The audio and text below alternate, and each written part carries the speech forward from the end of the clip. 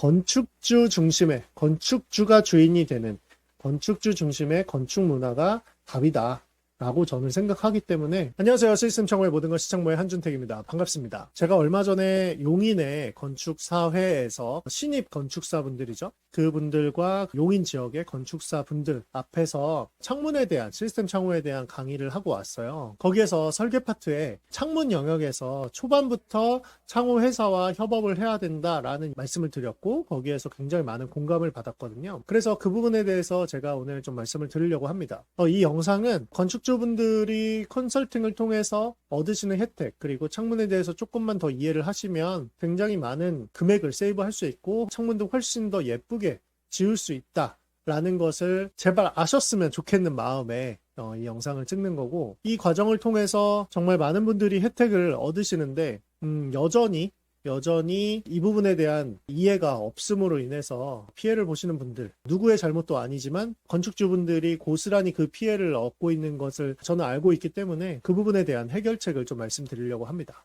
일단 저는 건축을 공부를 했고, 건축이 5년제거든요, 대학교에서. 그 중에 4학년 때까지는 제가 건축사가 되고 싶었어요. 사람들에게 집과 건물을 설계를 하는 그런 일을 하고 싶었습니다. 그런데 졸업학기가 됐을 때 저는 설계보다는 조금은 더 실용적이고 조금은 더 손에 만질 수 있는 일을 하고 싶다. 그리고 내 사업을 하고 싶다라는 생각이 들면서 설계보다는 조금 더 혁신적인 창문 영역으로 취직을 했고, 그쪽에서 일을 하기 시작했어요. 그래서 레하우라는 회사에 굉장히 초창기부터 일을 하기 시작했고, 창문에 대해서 디테일하게 알고 설계에 대해서 알다 보니까 이 두 가지가 결합이 돼서 우리나라에서 거의 유일하게 창문 회사를 운영하면서 창문 컨설팅이라는 것, 특히 시스템 창호 영역에서 창문 컨설팅이라는 것을 하고 있죠. 제가 지난 10년 동안 창문을 판매를 하면서 많은 사람들에게 창문 형태를 바꾸거나 창문의 어떤 모양을 바꾸면서 도움을 드렸던 경험을 토대로 실측 전에 설계 단계에서 이 창문에 대한 컨설팅이 들어가야 된다라는 것을 굉장히 뼈저리게 느꼈어요. 왜냐하면 개고부가 다 만들어진 다음에 컨설팅을 해봤자, 창문을 바꿔봤자 바뀌는 부분에는 한계가 있거든요. 그래서 이 부분에 대해서 건축사분들 앞에서도 이야기를 해드렸고 굉장히 많은 공감을 얻으면서 소통을 했던 부분입니다. 그래서 그 부분을 알려드릴게요. 창문 컨설팅을 꼭 받지 않더라도 창문에 대해서 정확하게 이해를 하기 시작하면 어디에 견적을 요청을 하더라도 훨씬 더 저렴한 가격으로 창문을 설치를 할 수 있게 되고요. 그리고 창문에 대한 하자가 건물에서 굉장히 많은 비중을 차지하는데, 그 하자를 원천적으로 없앨 수 있는 기술과 노하우를 알게 되는 거죠. 무엇보다 창문을 예쁘게 만들 수가 있어요. 창문에 대해서 이해가 있어야만 이것을 예쁘게 만들 수 있는데, 저도 건축사분들과 통화를 많이 하기도 하고 또 이번에 강의에서도 느꼈지만, 건축사분들은 창문 외에도 건물에서 신경 써야 될 것이 너무나도 많습니다. 그렇기 때문에 시스템 창호라는 것을 새롭게 배워서 그것을 깊이 이해해서 그것을 고객의 건물에 최적화해서 적용을 하는 것이, 창문만 하루 종일 파고 들이파고 그것에 대한 경력을 10년 이상 갖고 있는 저보다는 그 신경 쓰는 깊이와 폭이 좁을 수밖에 없어요. 그건 당연한 거잖아요. 그래서 이것이 초반부터 협의가 잘 되고 협력이 잘 되어야 된다라는 이야기예요. 이게 실질적으로 적용이 됐던 현장을 한 군데 보여드릴게요. 제가 실제로 건축사분들 앞에서 들어드렸던 예입니다. 한번 볼게요. 네, 제가 많은 내용들을 보여드렸는데 뒷부분에 이런 이야기를 드렸습니다. 올바른 건축 문화라는 것이죠. 사실 이 건축사분들 앞에서 제가 올바른 건축 문화라는 제목으로 이렇게 얘기한다는 게 어떻게 받아들이실까 좀 걱정하긴 했는데 많이 공감을 해주셨어요. 일단 시스템 창호라는 것이 디자인이 잘못 이루어지는 경우가 굉장히 많거든요. 건축주 분들은 사실 잘 모르실 거예요. 이 시스템 창호의 대부분이 사실 슬라이딩, 이중창으로 설계가 되어져서 저희한테 넘겨집니다. 아니면은 시스템 창호로 설계가 되었다 하더라도 저희가 봤을 때 수정돼야 될 부분들이 정말 많이 넘어와요. 그래서 그런 부분들이 제 입장에서는 디자인 자체가 잘못된 거죠. 그렇게 되는 이유가 구조적으로 있어요. 구조적으로. 자, 대부분의 창호 설계가 이루어지는 과정을 보면 창호 설계뿐만 아니라 모든 설계가 건축주분이 설계사무소에 들러서 건축사분에게 돈을 주고 맡깁니다. 그러면은 이 건축사분이 기존에 했던 방식과 기존에 알고 있는 지식을 가지고 굉장히 노력을 많이 해서 설계를 해요. 집 설계 전체를 합니다. 그 중에 한 파트가 창호 설계예요. 그렇죠? 근데 제가 사실 건축사분들과 깊이 진솔하게 대화를 했을 때 창문에 대해서 사실 깊이 아는 것이 아니고 안다 하더라도 디자인을 하는 데 있어서 이 창문은 이미지로서 그리는 경우가 많지 이것을 기능적으로 아는 경우는 그렇게 많지 않단 말이에요. 안다 하더라도 그것을 디테일하게 신경 쓰기가 쉽지가 않아요.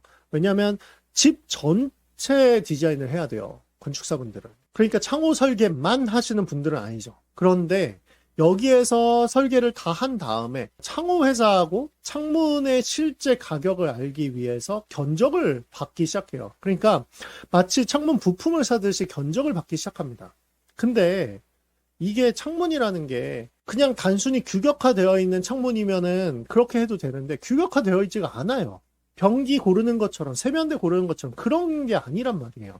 창문은 모든 창문이 맞춤 제작이고 사이즈에 따라서 위치에 따라서 사용 용도에 따라서 취향에 따라서 환기량에 따라서 창문의 위치와 창문의 열림 방식과 창문의 모든 그 구조와 창문의 브랜드 모든 것이 다 고려되어서 선택이 되어야 된단 말이에요. 그런데 대부분의 건축주분들이 도면을 가지고 이거 어떻게 하면 좋을까요? 창문 우리 집에 적합할까요? 라고 물어보시는 경우는 진짜 별로 안 되고 그것보다는 이거 견적 받을 수 있을까요? 이렇게 나온단 말이에요. 어떻게 보면 너무나도 당연하죠. 사실 대부분의 건축주분들이 집을 처음 짓는 거니까 그렇죠. 그런데 그렇기 때문에 더더욱 창문 영역에서는 이렇게 설계가 되어야 된다는 거죠. 건축주분과 건축사와 창호 전문가가 셋이서 유기적으로 이 협업을 할 수 있는 구조가 만들어져야 된다는 거예요.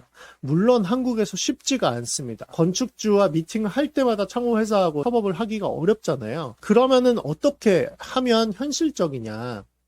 대부분의 건축주분들이 이렇게 창문을 알아봅니다. 집을 짓기 전에 건축사분들과 미팅을 하기 전에 이미 어떤 박람회나 이런 곳에 가서 창문에 대해서 알아봐요. 그쵸? 건축 페어, 건축 박람회 같은 곳에 가서 창문을 상담을 합니다. 그때 막 브로셔 엄청 받아오잖아요. 카탈로그랑. 그것을 막 열심히 공부를 하는데 사실 내가 집을 짓는다라고 했을 때 그 수많은 정보에서 정작 내가 필요한 것이 무엇인지 잘 몰라요. 그래서 건축사분들에게 도면을 맡긴단 말이에요. 그러면은 기획이 쭉 되죠. 그리고 설계가 쭉 돼요. 이때 에너지를 너무 많이 써서 여기부터는 이제 건축사분들이 그냥 하라는 대로 쭉 가는 거예요.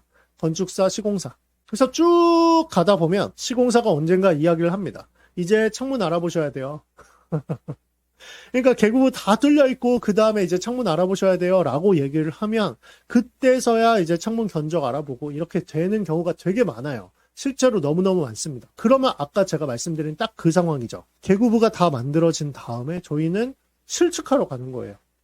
그리고 진짜 얼만지만 볼 수밖에 없는, 아니면은 여기서 이렇게 하시면 어때요? 이쪽으로 열면 어때요? 슬라이딩을 뭐 TT로 바꾸시면 어때요? TT를 도어로 바꾸시면 어때요? 요 정도 밖에 할 수가 없고 저희가 건드릴 수가 없어요. 안 그러면은 그걸 구조체를 바꿔야 되는데 그럼 돈이 더 많이 들죠. 여기서는 너무 안타까운 비율이 나오는 경우도 많고 창문이 너무 전체적으로 높은 경우도 많고 창문이 사실 그렇게 커질 필요가 없는데 너무 커져 있거나 아니면 너무 작거나 그러니까 비효율적인 거예요. 아까 말씀드린 이 방법이 가장 최상이지만 이렇게 실시간으로 협업을 할 수가 없으니 가장 좋은 방법은 뭐냐? 건축주가 건축사에게 설계를 맡겨요. 그래서 기본적인 도면이 나온단 말이에요. 기본적인 도면이 나오면 그 다음에 창호 회사를 바로 미팅을 하는 거예요. 그래서 견적도 견적이지만 물론 금액을 알아야 되니까 견적을 받아가면서 컨설팅을 같이 받아야 돼요. 창호 회사 입장에서. 왜냐하면 창호 회사는 창문만 봐요. 그래서 이것을 금액을 줄일 수 있는 부분이 어딘지, 어떻게 여는 게 건축주분에게 편하게 사용될 수 있는지, 환기가 어떻게 되는지 이런 부분들은 창호 회사에서 진짜 잘 안단 말이에요. 더군다나 거기에 설계 파트를 이해하고 있는 창호 회사를 만나는 게 가장 좋죠. 저희 회사죠. 네, 그래서 기획 설계, 계획 설계, 기본 설계. 그러니까 기본적인 도면이 나온 상태에서 이미 창호 회사와 만나야 아니 이거 개구부를 너무 크게 뚫었다. 이렇게 하면은 창문이 두 개로 쪼개진다. 조금 줄여서 한 방으로 가거나 아니면 확 키워서 비율을 맞출 수 있게 해주거나 해라. 이렇게 컨설팅을 하나하나 창문에 대해서 다 받아야 여러분들이 진짜 창문과 집 전체에 대한 만족도가 올라갈 수밖에 없고 심지어 비용까지 낮추는 방법은 창호회사만 안단 말이에요. 저희 같은 경우에도 쓸데없는 창문 비용이 들어간 것들은 다 빼드려요. 제가 제일 관심 있어 하는 분야입니다. 네, 어떻게 하면 이것을 쓸데없는 비용이 들어가지 않게 하면서 예쁘게 그리고 사용하기 편하게 만들어 드릴 수 있을까? 이것만 연구해요, 저는. 그래서 실제 예를 들어보면 여기는 루포기네라고 하는 저희가 예전에 영상을 찍었던 현장인데 여기 처음에 설계가 어떻게 됐냐면 여기 6.6m예요. 이 거실창. 그리고 여기는 창문이 있었고 여기는 양쪽으로 열려서 이렇게 탁탁탁 열리는 그런 구조를 생각을 했었단 말이에요. 그런데 이 구조 자체가 일단 시스템 창호 안에는 없어요. 폴딩 도어 같은 느낌인데 이렇게 3단으로 양쪽으로 해서 열리는 그런 방식의 창문은 단열 성능이나 기밀 성능이 떨어질 수밖에 없어요. 그래서 건축주분이 알아보셔서 시스템 창호로는 일단 해야겠다라고 생각을 하셔서 저희랑 미팅을 했는데 쉽게 생각하면 모든 창문은 이렇게 네모나게 되어 있지만 이거 자체가 한 줄로 바로 이렇게 수입이 돼서 들어와요. 그래서 그것을 사방을 커팅을 해서 잘라서 이어 붙이는 거예요. 그러면 이 한 바 자체 길이가 대부분 6m 안에서 끝납니다. 그러면은 6.6m라는 거는 창문 두 개를 이어 붙일 수밖에 없다는 거예요. 나눠져야 된다는 거죠. 이 디자인 그대로 시스템 창호로 바꾸면은 이런 디자인이 됩니다. 물론 이제 원래 계획했던 거는 여기가 다 양쪽으로 열리는 방식이지만 어쨌든 지금 이거 자체를 그냥 도면 그대로 시스템 창호로 바꾸면 이렇게 돼요. 양쪽에 슬라이딩으로 열고 그리고 6.6m니까 여기 가운데를 이어 붙여야 되는 거죠. 이렇게 된다는 거야. 두 개로 나눠진다는 뜻이죠. 여기가 이어 붙여지니까 여기 모양이 별로 안 좋죠. 그래서 제가 1차 컨설팅에서 이렇게 하시면 어떠냐. 여기가 또 이어 붙여지긴 해요. 여기가. 근데 이제 도면에서 제대로 표현은 안 됐는데 이어 붙여져서 프레임이 두 개가 만나게 되니까 두꺼워진다는 거죠. 모양도 그렇게 예쁘지 않고. 여기가 이렇게 나눠지고 대신 이 유리, 큰 유리 두 개를 합쳐라. 얘보다는 이게 더 낫잖아요. 프레임이 중간중간 서서 가려지는 것보다는 크게 보는 게 더 좋잖아요. 물론 취향 차이는 있어요. 그런데 건축주님은 이게 더 낫다고 하셨고 여기에서 저랑 이 건설사분이랑 건축주분이랑 셋이서 머리를 맞대가지고 나온 그 다음 안이 이겁니다. 한 발을 총 길이를 지금 6,600인데 이거를 5,600으로 1m 정도를 줄이고 대신 이 유리 최대 사이즈 3,200을 통으로 유리를 만든 다음에 양쪽에 슬라이딩을 하시는 게 어떠냐. 이렇게 된 이유는 사실 이 창문 하나만 보면 창문이 줄었지만 이 옆에 출입문이 생겼어요. 이게 원래는 TO로 환기만 되는 창이었는데 그게 아니라 아예 출입문으로 바뀌었고 여기에 가구가 놓이게 되면서 여기가 줄어들어도 되겠다라는 얘기가 있어서 이렇게 디자인을 했습니다. 건축주분도 굉장히 마음에 들어 하셨고 저희도 이게 훨씬 예쁜 거죠. 이것보다 요게 훨씬 더 깔끔하고 예쁘지 않나요? 그렇게 하면서 이 프레임이나 들어가는 재료는 실제로 더 줄어들었거든요. 그래서 금액도 세이브가 된 거죠.